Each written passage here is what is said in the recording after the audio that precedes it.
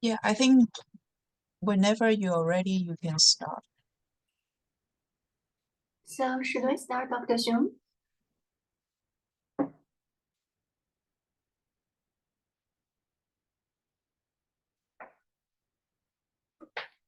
Hello, Dr. Xiong. Oh, yes, please. Okay. Sorry, I muted myself just now. Yeah. Okay. Dear colleagues, students and friends, thank you very much for joining today's seminar. I am Han Xiao and the host of today's seminar. And we are very happy to have Dr. Xiong, the assistant professor at the Department of International Education, to give today's seminar.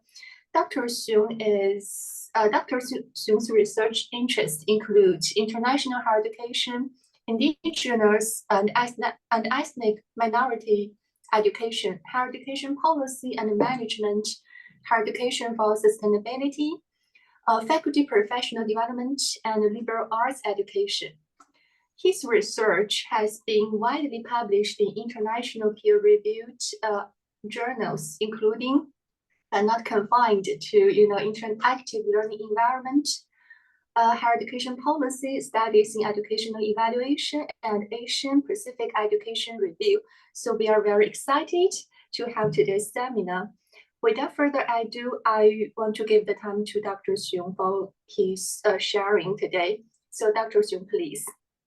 Okay, thank you very much, Ivy, for your introduction and also for helping chair today's seminar.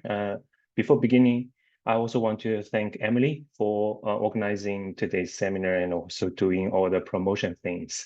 So yes, just as Ivy introduced, I'm currently working at the International Education, the department. I'm also working for a TPG program. And this is why I want to started a project related to TPG program, especially self-financed TPG programs in Hong Kong. I saw some colleagues and friends here, and you are also the director or the leader of TPG programs. So I hope after today's sharing, we can have some discussion and also learn from your experience. I'm also happy to see many of our students from our TPG students and also some PhD doctoral students are coming, and we can have further discussion about this topic because it's very relevant to everyone within this university and also in Hong Kong higher education sector. Okay, so first I want to introduce briefly about my background, especially about why I want to conduct such a project. Before coming to EduHK, I worked at Lingnan University for almost 5 years and working as the program director for 2 TPG programs there. One is called Master of Arts in International Higher Education and Management. Another one is Master of Social Sciences in Organizational Psychology and Education Management, 2 education-related TPG program, totally self-financed. And then now I'm, as I mentioned, I'm working for the Master of Arts in Global Higher Education, another TPG program. Then I witnessed the rapid increase of the number of TPG programs, not only at Lingnan, but also the whole Hong Kong higher education sector. But more, I also witnessed the increase of the number of students and also the tuition fees. I believe our students have such a sense about this, the increase of tuition fee every year, right? For example, for my previous program, like open program, in 2019, only 24, around no more than 30, but now before I left, it's around 110, and also the tuition fee increased a lot. In addition to those growth, the number of programs and also students and tuition fees, but as a program director, I also found some issues emerging from the rapid expansion of the self-financed TPG programs in Hong Kong. I listed some, for example, like the limited space, capacity of the campus, for example, like the space, the room. I think today is the example. Previously, I asked Emily to reserve a classroom because I like face-to-face seminar. I liked face-to-face communication, but she told me, oh, okay, we cannot find an available room for a long time period of time. I believe this is one like the consequence of the increase of the program and the classes, and because as I mentioned, the limited capacity of the campus, this can bring some negative experiences for our students. For example, like the canteen, right? That's why, and the second thing, and because of the big size of the classroom, I very doubt about the students' learning experience at the master level, because we're at the postgraduate level, classes should be seminar oriented. But because of the big class, big size of the students number, it's hard to have the seminar oriented teaching. Most of them are still lecturing. So I think this is a big gap between students' expectation and also and the reality. The final thing is about the quality assurance. This is one of my current research project because most of the TBG programs are self-financed. However, the quality assurance mechanism are still following those UGC funded program, like a bachelor's program. We're using the UGC funded system to conduct the quality assurance of the self-financed programs. So this is another project. I hope in the future I can share the results with audiences today. But as a leader of a TBG program, I found that this is a emerging issue as well. So based on my previous experience and also my research area, the higher education management, so I combine my experience and my research expertise. I want to conduct a research about TBG programs, self-financed TBG programs in Hong Kong. And for today's sharing, I focused on students' learning experience, especially about the identity, like because based on my previous like a PhD experience back to the US, almost every students there treated themselves as the customers because they pay high tuition fees, so they want to have high quality education service. But coming to Hong Kong, in my classes, I sometimes asked my students about this question: how do you identify yourself, as a student or as a customer? Most of them identify them as like students instead of customers, even though they know them pay very high tuition fees comparing to the tuition fees back to the mainland. So this is another reason I want to conduct today's shared research. So I want to understand the general students, mainland Chinese students in self-financed TBG programs, how they identify themselves. Okay, so come back to introduction of the background of the rapid development of the TBG programs. Maybe not many students here or colleagues here, if you are not familiar with like the postgraduate education system is in Hong Kong, maybe I can briefly introduce that as the background. So first, we understand that we, like at UHK, we have 8 universities funded by the University Grants Committee. We call them UGC funded universities. And because of the existence of the UGC, which is serving as a buffering organization between the government and the universities, Hong Kong universities enjoy very high institutional autonomy. In practice, for example, we can open and establish the new TBG programs because we have so-called self-accreditation status. We don't need to get the accreditation from the government or UGC again. So this is a big reason for 8 universities to create new TBG programs so rapidly. And also we understand we are in a neoliberal world, right? The performance-based funding and the reduce of the government public funding to the universities. And also the UGC encourages the diversity of the funding sources. So they say, okay, you cannot only rely on me at the UGC, you should try to make money by yourself.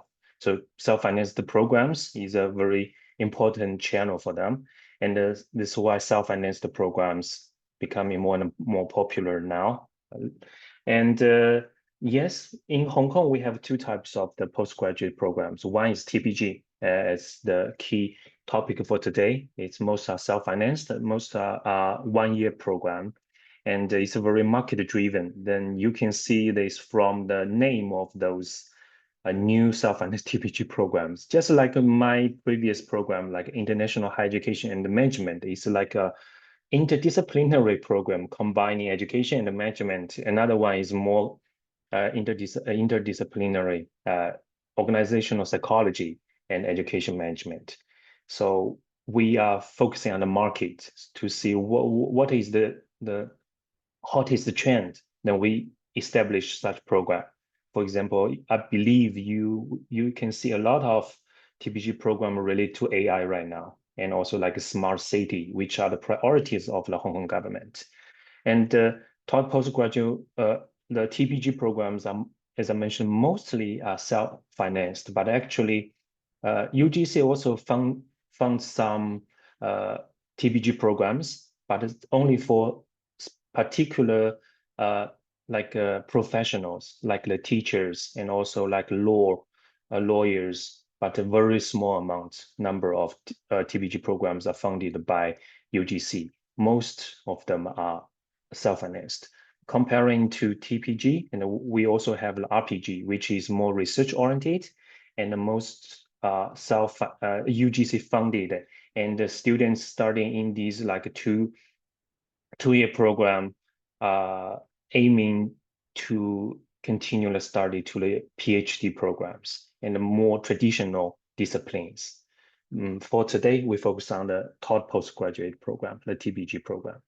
And here, based on my previous research findings, to study why self-financed TPG programs develop so fast in the recent maybe decade.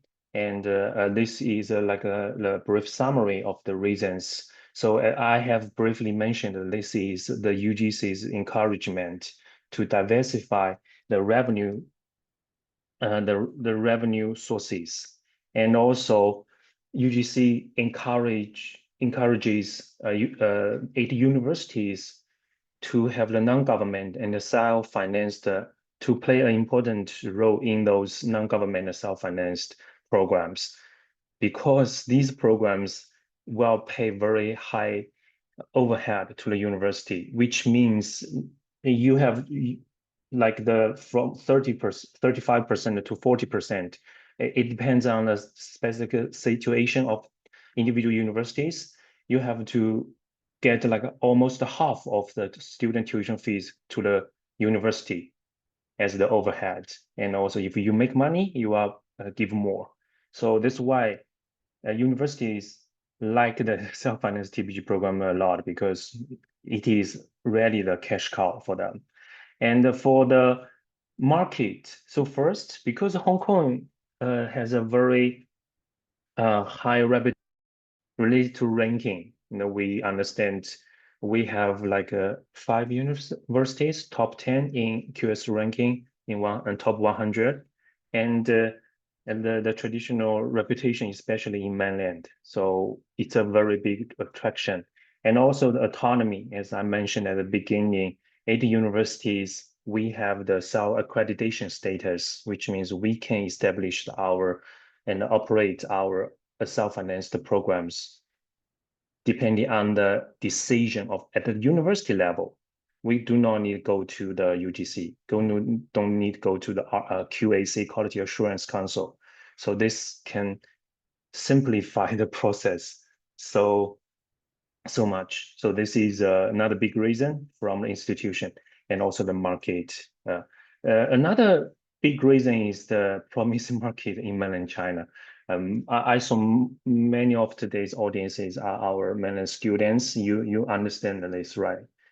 First, because of the COVID-19 pandemic, many of you cannot go to like traditional study abroad destinations in North America or in Europe and Oceania. So Hong Kong becomes a very popular destination because it's close. And also like TPG program only 1 year, so it's very cost effective, and the time is very short. So we have a very big market. And another reason we also understand in mainland China now, the national postgraduate examination, 考研, is very competitive. So it's very hard to go to the master's program in mainland Chinese universities. So Hong Kong becomes maybe as like a second choice, but like the popular second choice. So these factors or reasons combine together and to fuel the rapid development of self-finance TPG programs in Hong Kong. Then for next, I will give you the data. Then you can see the increase of the TPG self-financed TPG students. So here you can see the number of the last academic year, but here on the right, I want to demonstrate the percentage of self-financed TPG students of the total enrollment or total number of students at 6 UGC funded universities. I cannot, I collected those data from the annual report of the 6 universities, and I cannot find the CTU and the CUHK on the website, so I only demonstrated the 6 university situation. And yes, generally you can see like an increased trend, right? And Lingnan, my previous university, increased the most from like around 10% to 30%. Actually, I checked the data of last year is almost 40% right now of the self-financed TPG students. Is a very big change in the growth. Another situation is the percentage of mainland Chinese students. They are the major player or the major component of the self-financed TPG students. And then from 3 universities in academic year 2022 to 2023, like HKU and Lingnan, over 90%, and the HKUST around 70%. So yeah, that's why I want to focus on mainland Chinese students, because they are, and also you are the major, I was like the consumer of the self-financed TPG program in Hong Kong. Okay, then this is the general background about the development of the self-financed TPG programs in Hong Kong. Then I come to my current research, and today's research I want to share. So the research questions are very simple. First, I want to evaluate mainland Chinese students' learning experience in these self-financed TPG programs. The next, I want to ask them how they identify the roles as students or customer. I intentionally to just ask them to choose students, customer, or maybe both, to challenge them and to then ask them to reflect the identification. I try to find out the experience. More importantly, I also want to see if I use like a customer-oriented framework to understand the learning experience. And practically, I hope I can get some insights or policy insights, practical insights for the self-financed TPG programs in Hong Kong. Then the conceptual framework, I referred to 3 actually theories and also approaches. So first of all, the general framework. Okay. Oh, the internet. Okay. The general framework, I used oh, sorry. Can you hear me? The connection is not good right now. Yes, but now it's good. Okay, thank you, Ivy. So yeah, so generally I use the customer-oriented approach, which has outlined the 3 main parts from input to output. Then, but during input and output, there's a process orientation, there's a process-oriented factors. Then, so from this approach, students' experience will depend on whether they have the high quality input and to have the expected output. And during the process, they also feel satisfied. So this is the customer-oriented approach. Then for the output, I used the BSTA's 3 domains of educational purposes. The direct output of the TPG program, of course, it is qualification, a master degree, and also the certificate.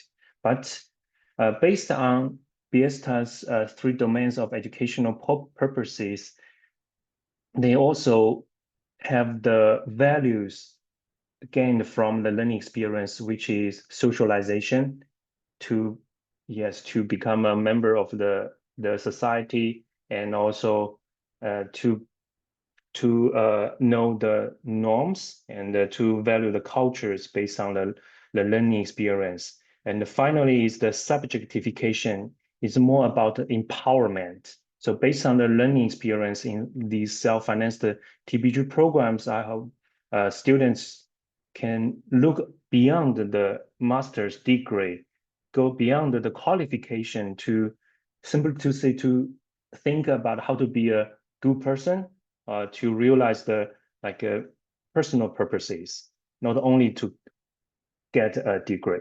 So I put them as the added value.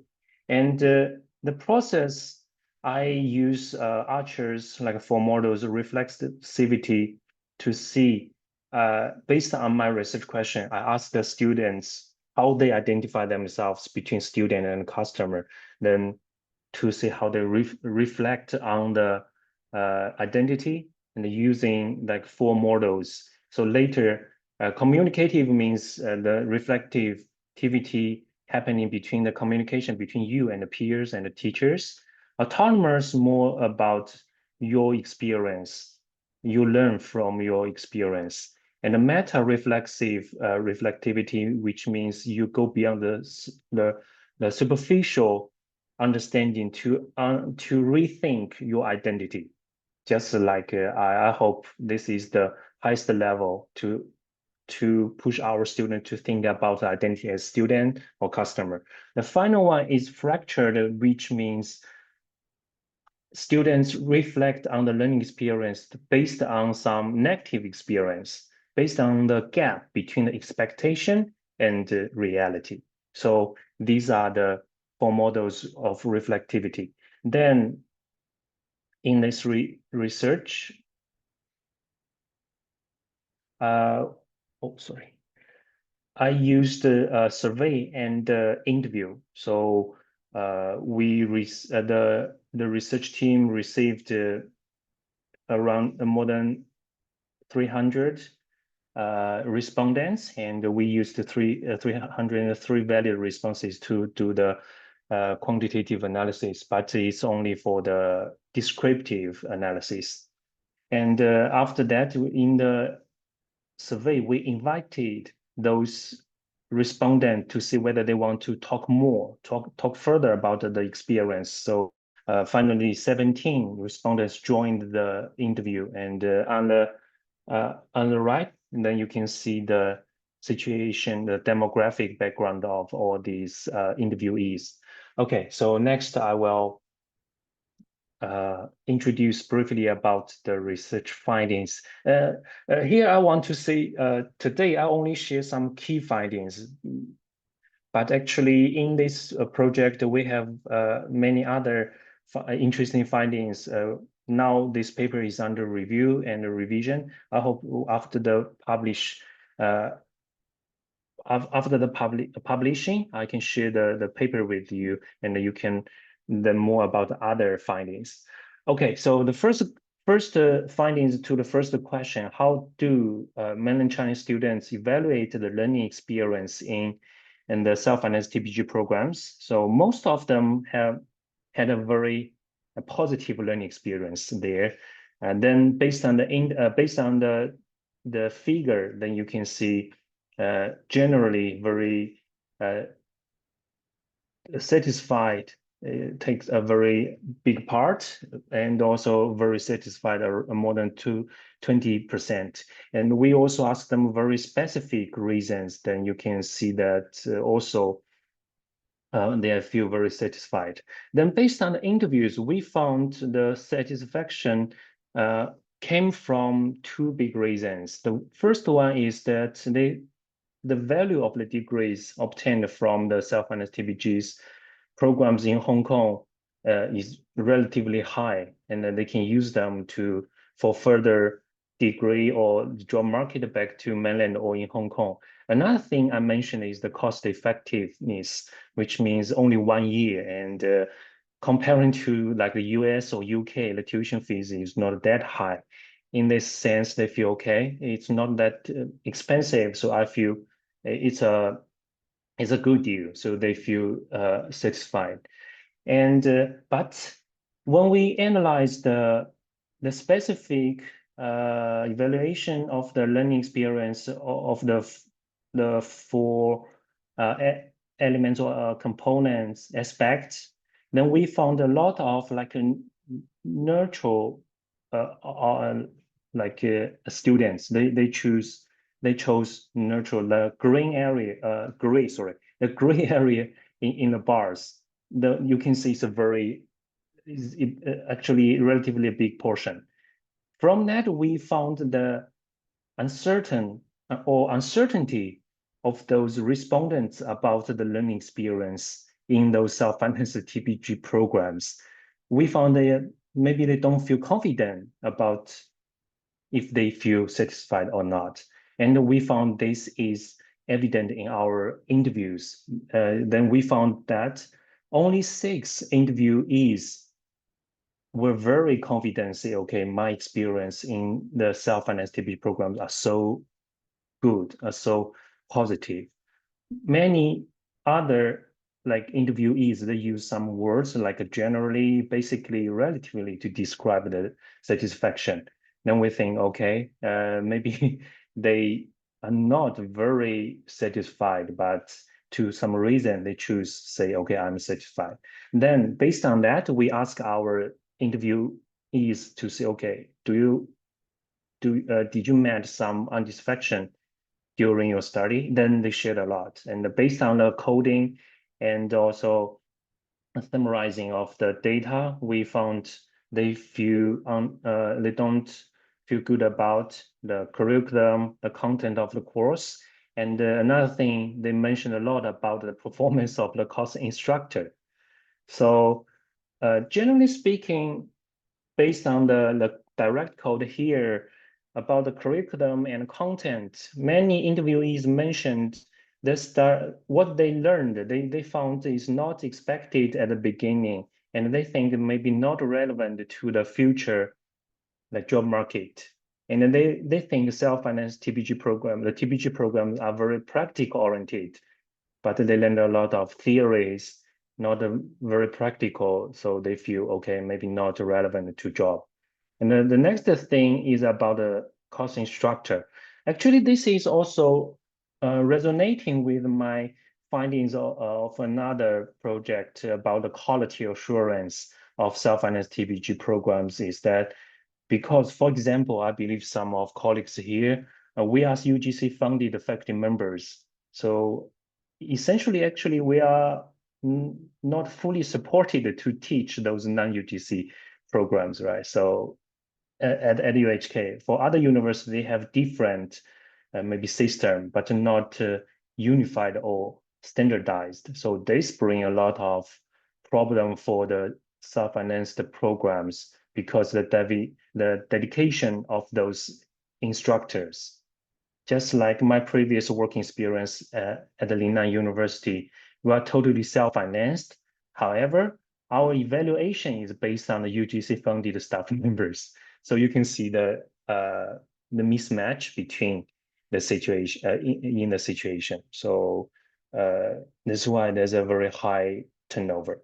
Okay, then next we ask the student, the respondents, about how they identify themselves as students or as a customer. Then you can see more than 80% of them treated them as students, and only 15% as the customer. And very few of them treated them as both students and a customer at the same time. And we also asked our respondents and also participants to see.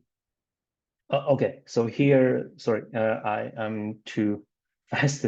Here I will briefly introduce the reason behind that. So as students, they mentioned that first, why they feel them as a student, because they think they join those TPG programs. The major task or the major assignment is to get the degree. So to learn knowledge, to finish assignment, and finally to get a master degree.